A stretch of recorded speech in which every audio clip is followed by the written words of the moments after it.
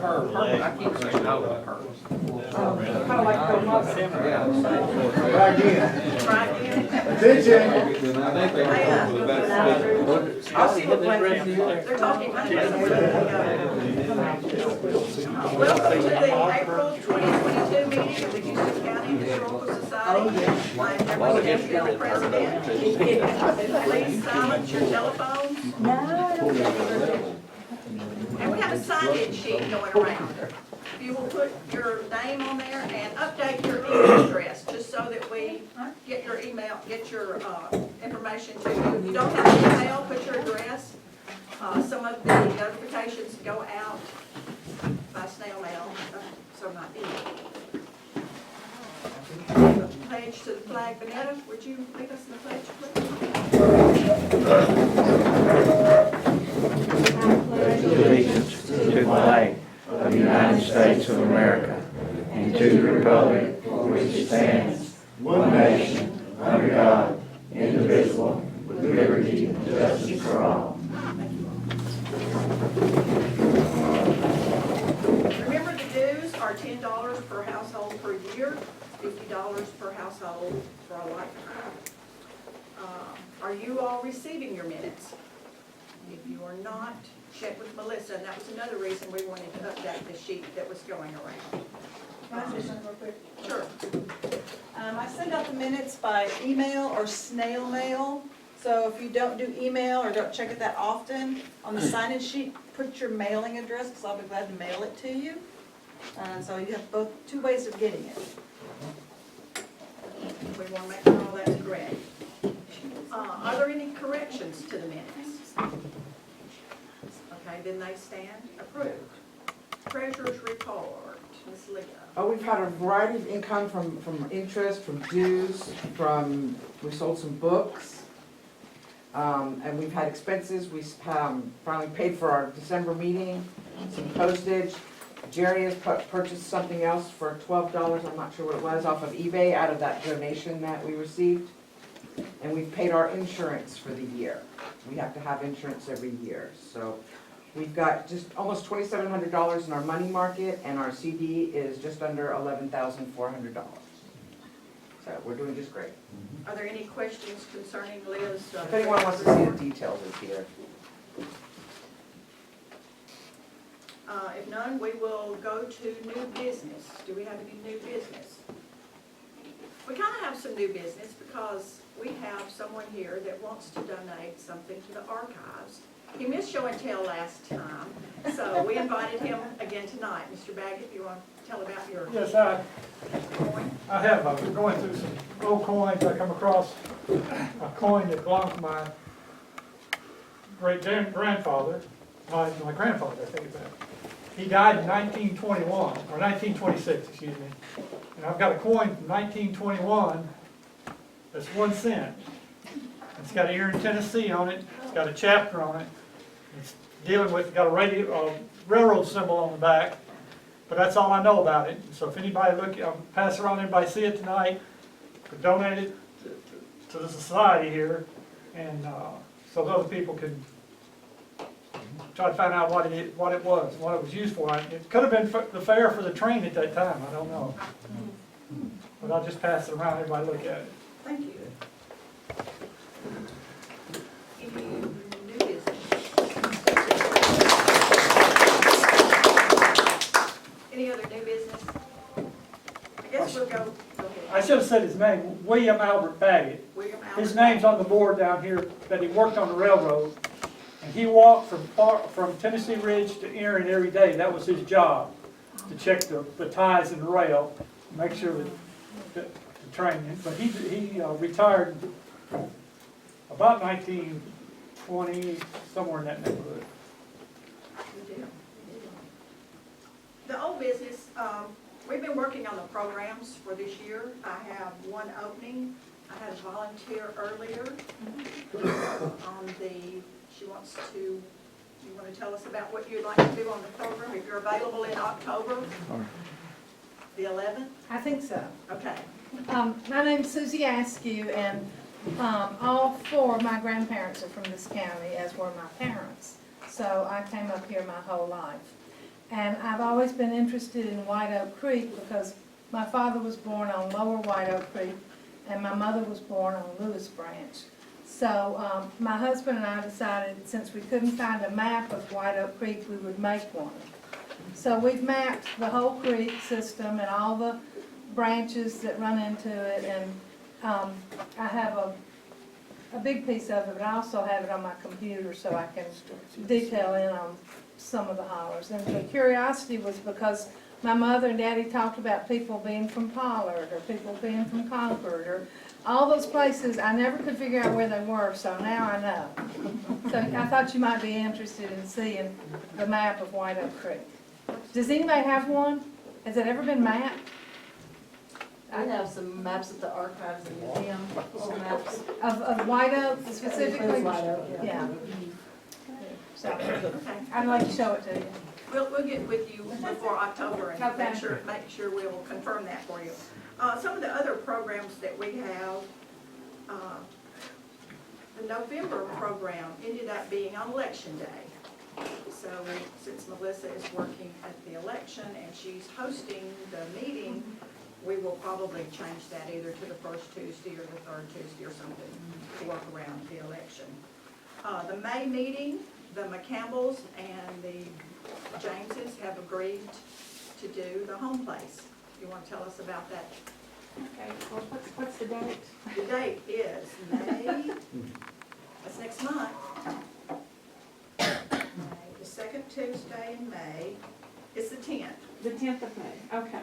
Alan and I will provide barbecue and buns and all the fixing, y'all bring the rest. We'll have all the paper goods and something to drink. So bring a covered dish or something to go with the barbecue and a lawn chair. We have limited seating. And Deborah's asked me to do the Dixon family and the farm.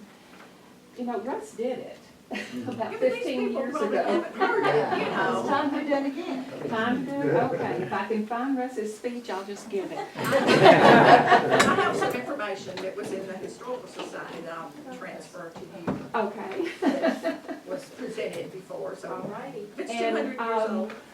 Melissa can probably include directions. It's on Bethany Road, Oh, yeah. second house. Alan has the old home place with a big pavilion. Most of y'all have been there. Beautiful place. Yes, it is. The other business we need to discuss, Donald and Jackie and I and Greg and a lot of the others of you have been working on the cemeteries for Houston County that has not been updated in 20 years. We're trying to wrap that up, and Donald, if you want to tell them about what's going on with what we're going to do with that information. Okay, I think the biggest thing that we're gonna add to it would be a map with the coordinates for the cemeteries. And Austin P has a division up there that does mapping, and they can go in there and spot the cemeteries, put a key to them with the number and the cemetery name on it. It will probably run less than $400 for us to get the map done, and then probably 3 or 4 copies of the 2x3 copies, which would be 6 square feet on that. So as soon as we finish the cemeteries up, we would be ready to go on and do that. And I think that's the biggest thing that we're going to get out of this, is having those maps where the cemeteries are at. We're going to do it in index too, but everything else will be done in-house. But that's something that we need to get somebody professionals to do on that. So we're looking for some sponsorship or money. Sponsorships or a motion to go and do it, it'd be less than $400. And how Probably many some, cemeteries are we up to now? oh, what, Jackie, 235, 40, between 235 and 240. 230 something. Now, some of these are just one person cemeteries, but still, they're cemeteries. We're gonna wrap up the cemeteries, and then Don and Jackie and I and whoever else is, I think Leah's a big part of this, and Miss Susan Gould, working on the World War II project. So if you have any information on the World War II project, trying to have a presentation September 2023, and that will be Probably the 9th or the 10th. That'd be a Saturday and Sunday.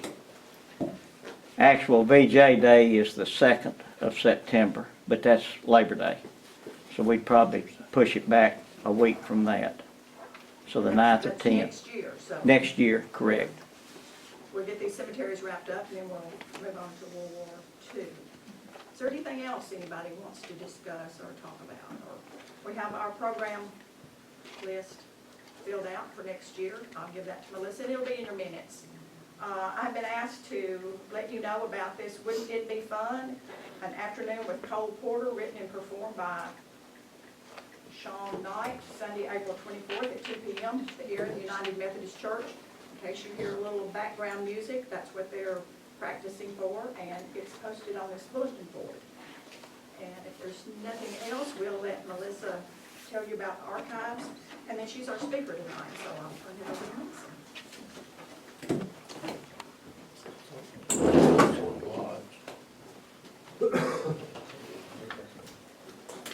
Okay, a little update on the archives, like I try to do every month. Archives and Museum, we've received some more donations of records, most notably, does anybody remember a gentleman by the name of Wig Pulley? I don't know if it's his daughter or his granddaughter, April Black. She actually, and I wasn't there, she just dropped the box office at the door.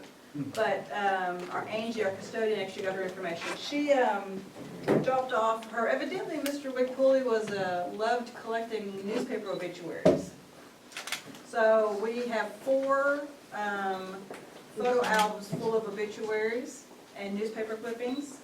And then he also saved newspapers. And so we have a very large scrapbook type of entire newspapers. So they were donated. I was going to bring them tonight, but I had another meeting to go to. But come visit the Archives and Museum. Leah comes and volunteers, and so she is feverishly indexing court records. We have now the Circuit Court Criminal and Civil Records indexed up to 1989. So, and those indexes are on the patron computer at the Archives and Museum. And so you can get on there, search for your people there. We've also started putting those indexes on the Houston County US Gen website. We have a page there, so you can access those. We have also indexed part of the Chancery Court records up to the 1970s. We need to finish indexing those. But we're doing a lot of indexing so that we can get the names out there for researchers. Thank you, Mr. Baggett, for donating that coin. I appreciate it. We'll do some research on that and see where that came from. That'll be interesting. I just want to say on the sign-in sheet, if you want to get our minutes, which is kind of like a newsletter too, make sure to put your email address on the sign-in sheet. I'll be glad to add you to our mailing list when I send out the minutes so you know when the meetings are, what we're going to be, the programs are going to be. And like tonight, we're going to talk about the Hensley School and the Julius Rosenwald Fund. I want to say first of all that I've been the archivist for 10 years. I'm not originally from here. I've lived here for 34 years. And so I might sound excited or like I made a discovery, but there have been people that have come before me that have found this in the past. I've talked to others in the community that know about some of this, maybe not all of this, and so I've been doing a lot of research to dig up a lot more information. I believe that there's so much out there about Houston County that we either don't know yet or has been known in the past, but has been not repeated, and so it's not known today.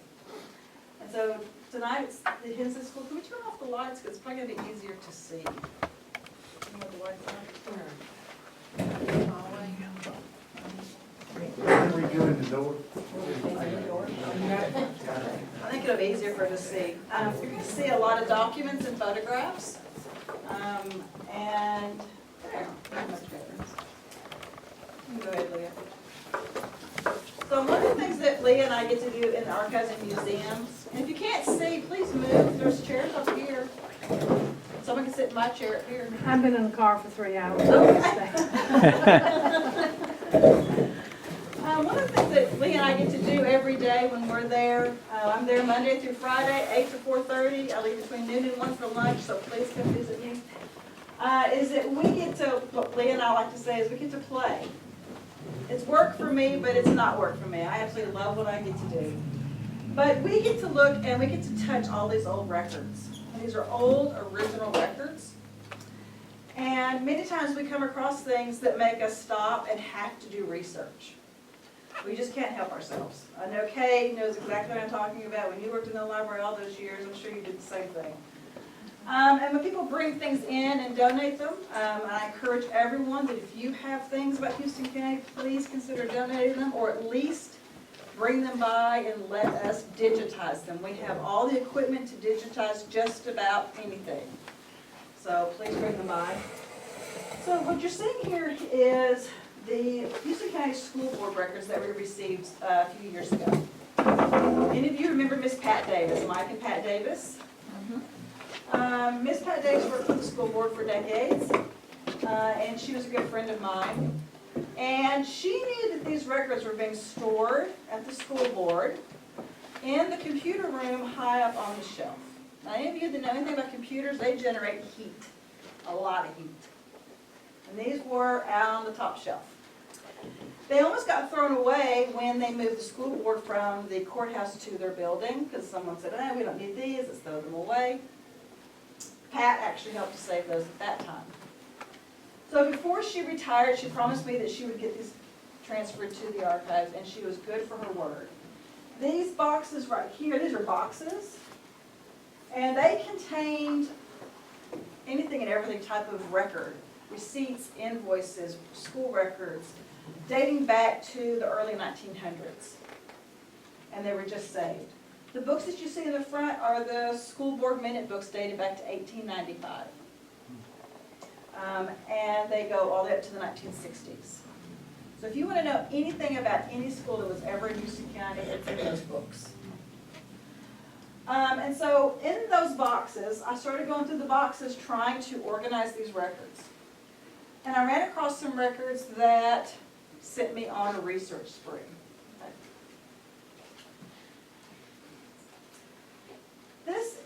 These are freight bills from the L&N Railroad, dating from December the 19th and the 30th, 1935. And they're the original ones. They were found in those boxes. First of all, they're neat because they were originals and they're from the L&N Railroad. And what they are is that they were for a freight bill for delivery of boxes of books. Go to the next slide. What's interesting is that it lists where they were coming from. And it lists Rosenwald Fund. And I thought, what is it? What's Rosenwald Fund? Next. This is another document that was in those boxes. This is dated January 14th, 1936, from Rosenwald Libraries, talking about funds for books to establish at the Hensley School and the Ellis Mills School, both African American schools. And what they did is they would supply $12, and the county had to match the money for $12. So it was a total of $24. And so that's what that document is about. So I'm thinking, okay, this Rosenwald Fund just keeps coming up. Then I found this. This is the Julius Rosenwald Fund Improvement and Beautification Contest from 1934. This is paperwork, information about this contest. Evidently, this is for the African American schools. There was a contest that you could enter where you have beautified your school grounds, your plants and things like that, and it came from the Julius Rosenwald Fund. Go ahead. So then I started asking myself the question, who was Julius Rosenwald? What was the Julius Rosenwald Fund? And any of you that do genealogy research, any kind of history research, or any research at all, it usually starts with questions, doesn't it? And you want to get those questions answered. So that's when I started my research. So who was Julius Rosenwald? Well, Julius Rosenwald was born in 1862 and he died in 1932. He was a well-known Jewish white businessman and philanthropist. He was part owner of Sears and Roebuck, if you know what Sears and Roebuck is. And he was the founder of the Julius Rosenwald Fund. He partnered with Booker T. Washington. Booker T. Washington was born in 1856, died in 1915. He was an African-American educator, author, orator, and advisor to several U.S. presidents. and he served on the board of trustees for the Rosenwald Fund. Two unlikely partners getting together. In 1913, Julius Rosenwald, with encouragement from Booker T. Washington, provided funds for the Tuskegee Institute to construct 6 schools for African American children in rural Alabama. So this is how the Rosenwald Fund started. Within a year, Rosenwald donated $30,000, and in today's money, that's $801,000. That's the difference there, for building an additional 100 schools in rural Alabama. Shortly after 1914, the Rosenwald Fund funded 200 schools in other southern states. You're probably wondering, well, what's this got to do with Houston? Go ahead, Leah. Here, this Oh. And by 1917, 2 years following the death of Booker T. Washington, Rosenwald officially established the Rosenwald Fund for the purpose of improving the status of all people.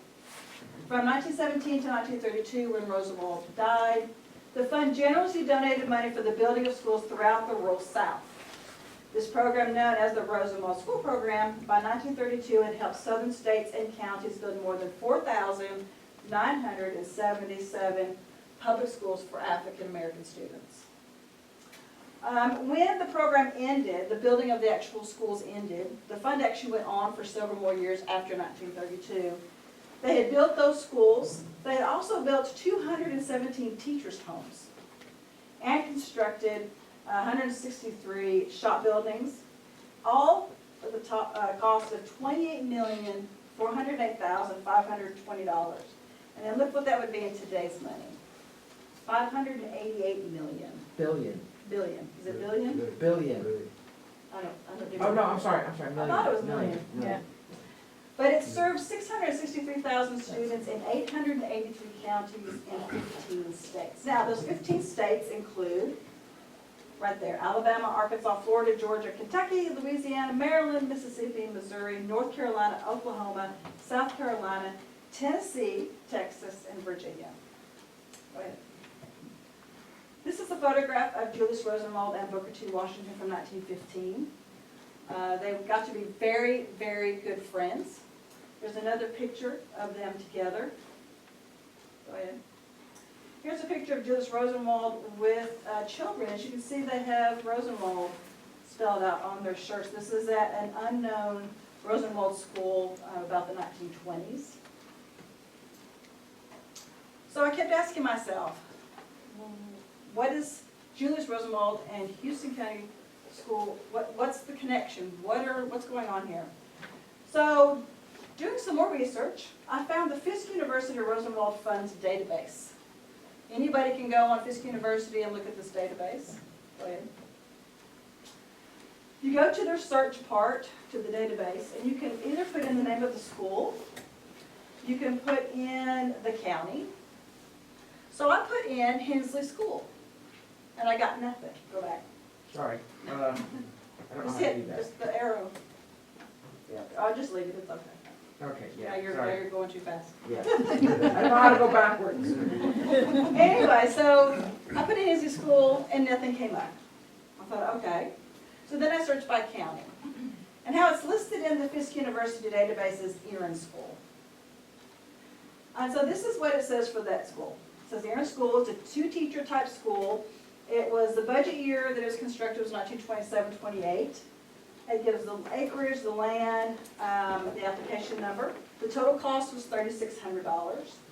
And if you look down here, it tells you how it was funded. Now remember, Rosenwald Fund, one of their requirements is that it's matching. The local community had to put up money, then they would put up money. So Rosenwald gives $500. The matching to that is the local African Americans gave $500.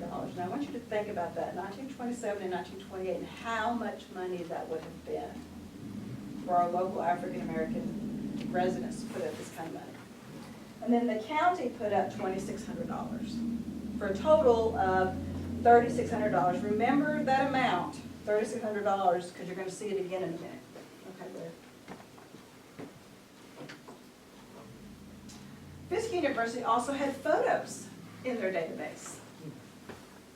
This up until this point, is the only known photograph of the Hensley School that I have found in the archives and in some of Kay's records and historical society records that were transferred to the archives.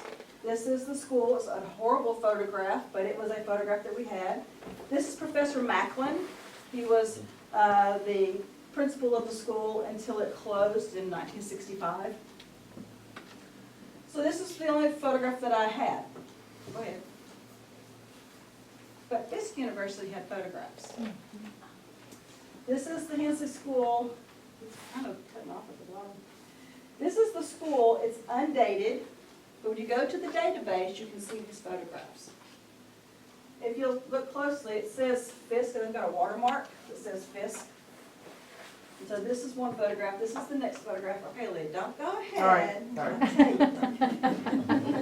So this is another photograph that they have. Now, I contacted Fisk University because I wanted to get really great copies of these photographs. And I still may yet do that, but they want $30 a piece. Kind of expensive. And I had to fill out a 6-page thing telling them what I'm going to do with the photographs. So I may still do it, but for now, I kind of grabbed them. I can't publish them, I can't do anything, make money off of them, but we can look at them. So then I found photographs. So I was very excited about that. Go ahead. Then I found a map. This map is also on their database. You can also Google this map and it'll come up. So this is the map from 1928. They had completed 4,354 school buildings. As you can see, it's all the southern part of the United States. When you get on this map, you can actually zoom in, which I will have done for you. Go next. So I zoomed into Tennessee. And I'm thinking, oh, please let there be a dot in Houston County. Go next. And there it is. Oh, I good. found a dot in Houston County, one dot. Look at Montgomery County, how many Wow. Rosenwald schools they have. Stewart County at this point had none. To my knowledge, I don't think they have, I think they may have one. But I thought, okay, I still need more proof that this is a Rosenwald school. Go ahead. Leah? All right. So as genealogists and as researchers, that's what we need to do. We need to find the proof for the information that we're trying to prove. So I looked at the records that we have in the Archives and Museum. Go ahead. And I started asking questions. What records should I search to find proof that the Hensley School is a Rosenwald funded school? Now I have the Fisk University database, I have the map. That should be enough, but not for me. I want more proof. Next. This project involves money. And anyone that's ever dealt with government, county government, anything that has to do with money has got to go through the county. So what records would help me to track the cost of building this building? County court minutes. County court minutes are what we call now legislative body minutes. This is where you're going to find all of the information you need to know about how your county is run and how it spends its tax dollars. Next. So I went to the county court minutes. And on January the 4th, 1927, they had a county court meeting. That's what they called it back then. Today they're called legislative body meetings. And here is where they were on motion. The school budgets was read and was adopted for 1927. So when you look down through here, you see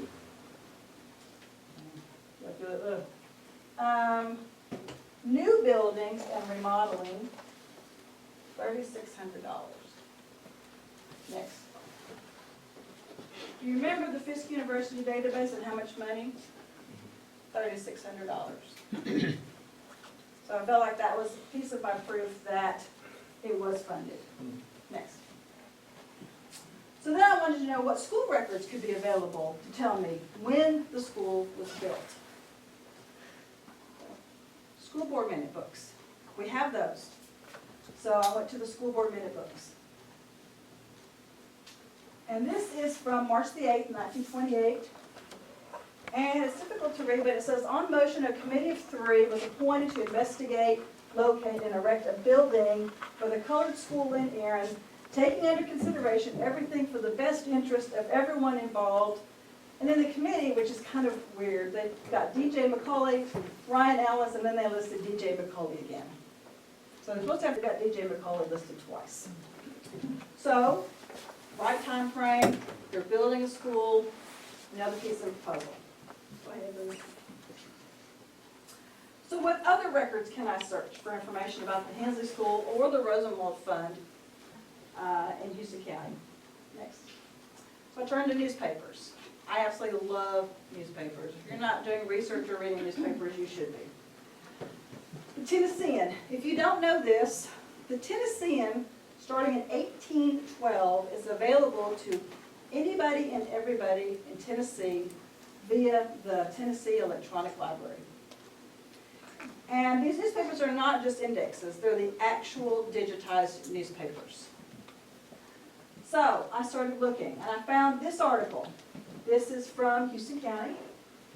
If you read this and you come down here, it says a 3-room building has just been completed to house the colored school.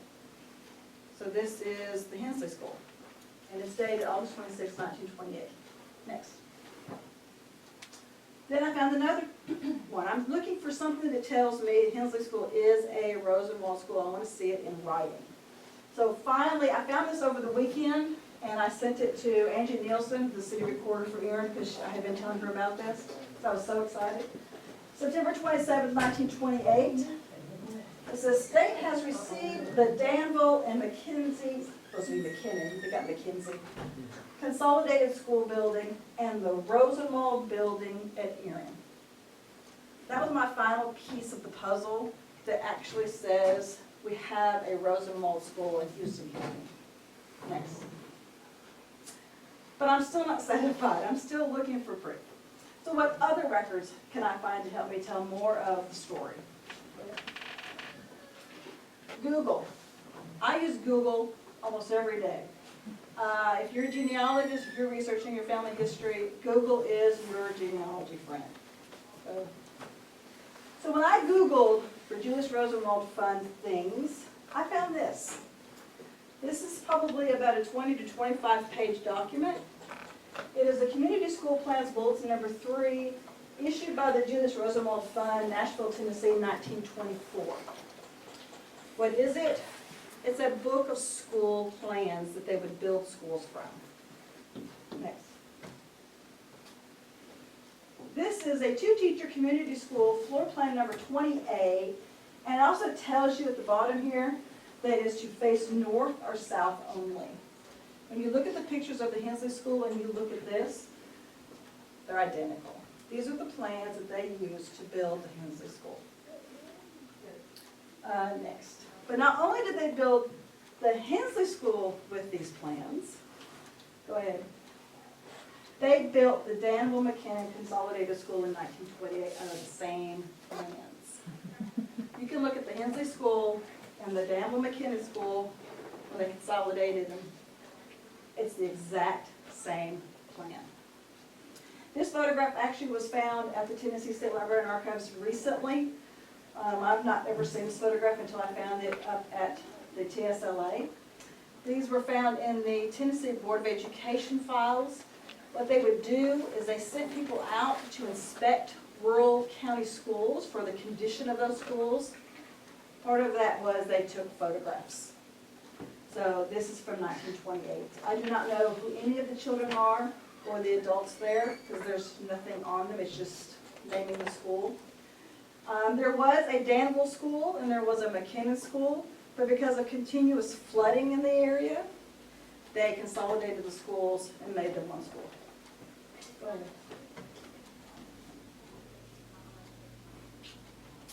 This is another plan that was in the Julius Rosenwald Community School Plans. This is number 4A. This is a 4-teacher school. If you can see this plan well enough, does anybody recognize what school this might be in Houston County? That's down here. Ah, good job. As I'm reading through the school board minute books, I'm seeing references where they're talking about building new schools. And they say we're to use plan number 4A. And I realize that they're using these plans. So I found another picture from the Tennessee State Library and Archives. This is the Stewart School from 1939. This is also in those set of records where they inspected rural schools and they took this photograph. There's actually two other photographs from the side and the back. I didn't include them here, but you can see how these are part of those plans. But wait, there's more. This is plan number 1A, a one-teacher school. Does anyone recognize what school that might be in Houston County? This one might be a bit harder. Is it Springfield? No, Collard Range? no, nope. This is also a photograph that hasn't probably ever been seen before either, so go ahead. Griffin's Chapel. And so you can see, you can look at the plans, you can look at the photographs, and they look exact. The state was very meticulous. When you read the school board minutes, if something wasn't right, they made the county redo it. When it came to the Stewart School, once it was built, the state came down to inspect it. The roof wasn't right, they made them tear off the roof and put it back on again. Next. So, some more photos from the Tennessee State Library and Archives. They actually have photos of the Hensley School. As far as I know, these have not ever been seen. They've been sitting in boxes in Nashville for TSLA. This is dated from between 1938 and 1942. I believe that is Mr. Macklin, standing by the flagpole. I've looked at these pictures, and one thing another question that I have is, if you look at the top, they have a bell. And now I wonder, where's the bell? Go ahead. And here's another picture. If I blew this up any bigger, it would distort it, so I didn't. Mr. Macklin is in this photograph, but I don't know who the other gentleman is. I had James Parchman look at it, and he did not know who it was either. So, but this is another photograph. So I was so glad to find these photographs at the Tennessee State Library and Archives. Next. So another way that I try to find information is I talk to people in the community. I talked to Kay French, who was one of my really good go-to people. Donald Bateman, I contact him when I'm researching something. And also if I can figure out who might be related, who maybe attended or went to some of these places. And so one person that I talked to was Mr. James Parchman. Maybe you all know him. He went to the Hensley School. Next. And over the last couple of weeks, he's been coming to the archives and bringing us some treasures to share with us. Some of his family records. Go ahead, later. This is the Hensley Junior High Graduation Exercise Program from May the 12th, 1944. Glennis Nichols was James Parchman's grandmother. She was also the daughter of William Robert Nichols. And William Robert Nichols has his own story. But, so he brought me this program. Next. This is the inside of the program. This is the graduation program, and here is the list of the graduates. There were 5 that year. So fantastic records to have. Next. He also brought us this certificate. His grandmother got perfect attendance in 1942. So she got this certificate signed by Tilden Richardson, who was superintendent, and Professor Macklin, who was the principal of the school. Next. And this photograph. And this is actually, I tried to do the best I can to make it better, because what he brought me was a copy, a photocopy. This is William Robert Nichols. You can't tell it here, but he only has one arm. He doesn't think that this is the Erin Colored School. He believes this might be Ellis Mills School, because this was also an African-American school in Ellis Mills. We really are not sure which school this is. But Mr. Nichols actually was the first principal of the Hensley School. He was a school teacher for at least 25 years. Like I said, he only had one arm. He lost his arm in a train accident. And I recently found a very interesting article about him in Houston County. There's an article from 1926 in the Tennessean talking about how this one-armed man built his home by himself in Erin. It was located on Griffey Hill, if you know where Griffey Hill is. And he bought his property in 1917, started building in 1920, completed his home in 1926. And the article talks about that he would go down to the Erin planing mill and he would get his lumber, carry it on his shoulder, back up to where he was building his house, and he built it by himself. He built a 2-story, 7-room home for he and his wife, and at that time he had 10 children. And by the end of it all, he and his wife would have 15 children. So, next. So what's next? I'm going for a reason why I'm doing all this. One of the things that you'll find if you ever Google Julius Rosenwald Fund schools is that many of them, go ahead, have put up historical markers. So one of the things that I hope to do, strive to do with community help, is get a historical marker for our Julius Rosenwald School over where the Hensley Park is. If you, like I said, if you Google or look at the images, you'll see tons of these. This is actually the Dunbar Rosenwald School in Loudon, Tennessee. And I would love to get one for us here. I got to do the paperwork, the application, and there's a cost. It costs between $1,500 and $2,000 to get a historical marker. So I hope to partner with many organizations and people in the county to try to get that raised. But that's what I'd like to do. I think that our one little Rosenwald school in Houston County deserves a historical marker because I believe that history like this should not be forgotten. Like I said, I think those that came before me probably found some of this information already, but talking to some people, some of this they didn't know about, so I think it should be remembered. And I think that's all I've got. Yeah. So if anybody's got any questions, I'll try my best to answer. Yeah, I have a question. Can the lights come on? Yeah.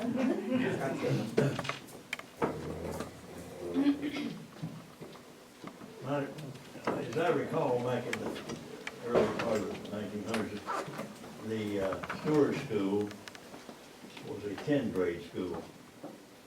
The 2-room school was still there. It had 10th grade, two years of high school. Yeah. Yeah, the Stewart School was a high school for a while until in the late 1920s, or not 20s, 30s, I believe, they stopped it being a high school and they moved to the high school in Erin. What about the Yellow Creek School? Same. It was a It was high a school 12-year for up school. until a certain point until they started busing into the high It was a school. 12-year school. Yeah. They made an elementary school. And that was the place where they had the first school bus in Houston County. Yeah. When you read the school board minute books, you can read about those school buses. These were And horses they, and they, wagons. they Horses and describe the wagons. routes, yeah. Horses and wagons, they were Yeah. the first ones. They would hire school bus drivers, and I'm not talking about the big yellow buses, I'm talking about what you're talking about, the horse and buggies. And they describe in the school board minutes the routes that they would take. We even have contracts in those boxes of records. I have contracts with school bus drivers. And the school bus drivers were responsible in the beginning of having their own rig, were having their own transportation, and the school board would pay for fuel, which if it's horses, you know, it'd be hay or something like that. Later on it'd be fuel, actual fuel. So, yeah. Any other questions? Yeah. I rode in a homemade school bus. Homemade school bus. Bill Meacham. Yeah? Yeah. It was built on a truck frame, we had a wooden building, had seats down the side, and it had an aisle down each side and a double aisle in the middle. Very cool. They were all proud of owning those Yeah, things. they were. Does anyone know where, when they finished through their sophomore year at this school, where they finished their high school education? At Byrd High School. in Or high Clarksville. school, yes. They were bused to Byrd High School in Clarksville. You talking about the blacks? Yeah. Yeah, I was here in the 50s when they, I can't remember that lady's name, she actually drove a station wagon, there was only about 4 or 5 students. Yeah. Because I ran the gas station, I sold her gas and fixed her tires. I knew her, but I can't think of her name now, but she drove up there every morning, and back got there every afternoon. You got a question? Yeah, tell me about Hensley. Who'd they name the school after? That's the part of the research that I have not done yet. There might be somebody here who might know that part of it. And so, yeah, W.H. Hensley is what they named the school. This was not named that when they first built it. Because when you read the school board minutes, they just refer to it as the Erin Colored School. So that's kind of my next step. I want to research Mr. Hensley, or why they, named it after him. I can tell you that there's a whole nother research project that I'm working on for Mr. Macklin, the principal and the professor at the school. There's another interesting story about him as well. He was with the school until it closed September the 14th, 1965. When you read the school board minutes, the reason they closed the school was the lack of students. They only had about under 10 students. Evidently, the laws then were that you could close a school if it got down below so many students. And this is in 1965. And the Civil Rights Act of 1964 stated that if you closed an African American school, that you were required to provide jobs for those teachers, principals, whoever was working at the school within the school system. Houston County did not. And Professor Macklin and Mary Newbern, who was the teacher, actually filed a federal civil rights lawsuit against the county. I mean, this is all public record. And so I've been researching that as well. I would like to get my hands on the federal lawsuit. It is actually filed at the National Archives branch in Atlanta, Georgia. Due to COVID still, believe it or not, those records are difficult to get to. I've tried to get them, they're not fully up and operational, and not only that, but their requests, as you can imagine, over the 2.5 years people have been sending them in, they're extremely backlogged. But they did win their case.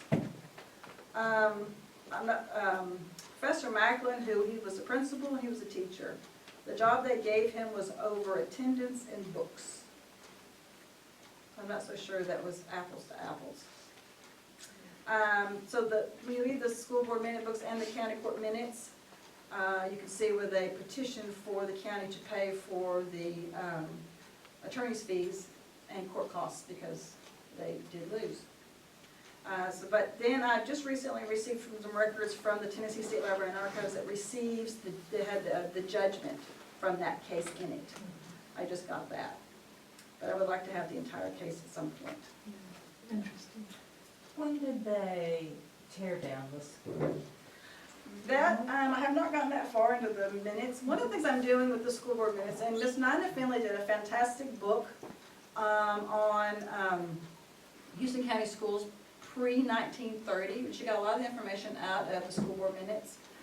But I'm kind of going a little bit further than she did. I am going through the school board minutes and I'm taking, it's a labor of love, but I have files on my computer for every school. And as there is something mentioned in the school board minutes, I'm taking that verbatim and putting them in a file for that school. So when someone comes to the Archives and Museum and says, what do you have on this school? I could pull this up and they can read every entry that was in the school board minutes about that school. And also I'm recording every teacher and when that teacher taught at this school, because they kind of moved around. Some teachers taught here, the next year they taught here. So I'm recording all of the school bus drivers out of the minutes. Like I said, it's very tedious and it's very long work, but it's fun. I'm enjoying reading. I came across in the 1920s where teachers were not allowed to teach unless they paid their poll tax. If you don't know what a poll tax is, poll tax was the tax that you pay so that you could vote. But in the minutes, they made a motion. No school teacher can teach until they pay their poll tax. Then they also passed another motion that no female teacher could teach if she got married. So, interesting stuff in school board minute books. Any other questions? Well, thank you very much. Please come by the Archives and Museum. Thank you for all the work. Yeah. That's very impressive. Like I said, I've been very fortunate to be able to talk to Jackie and James Parchman, Dorothy Marable, and like I said, some of this has already been done before I came along. I just maybe just put it together. and be able to present it, but I hope I've dug up some stuff that maybe some people didn't know. And I'm still looking, I'm still researching, so. Please let us know when you do the fundraiser for the marker. I will, I will, because, that's something that, I'm real passionate about. I really wanna get a marker Yeah. up for that. There's already a wonderful sign over there that tells you a little bit of history about the school. But if you get a historical marker, then it goes into the National Historical Database Right. and the Tennessee Historical Marker Database. And I want it to be out there that we have that here. Thank you so much. Any other questions? Is there a motion to adjourn? So moved. All right. We'll see you at the barbecue next month. Yeah. Ebony Road.